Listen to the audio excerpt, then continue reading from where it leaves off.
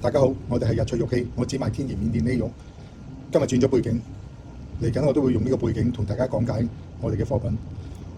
前面呢度咧有兩個珠盤，右手邊呢個珠盤係我最喜歡同埋經常會用嘅，而左手呢邊個呢個珠盤咧就我用得比較少一個珠盤。講解兩者嘅分別。我平時點解最中意用呢個珠盤？因為佢個深度，我指俾大家睇下。佢呢個坑呢個槽嘅每一個槽嘅深度咧得4 mm 嘅啫，而我左手邊呢個槽呢個深度咧有6 mm， 可以俾大家比較一下大 mm 嘅珠、細 mm 嘅珠。呢個細 mm 嘅珠咧得6 mm 嘅啫，但係呢個嘅珠咧，如果放喺細槽呢一邊係放得比較好同埋易攞嘅，包括細珠都係。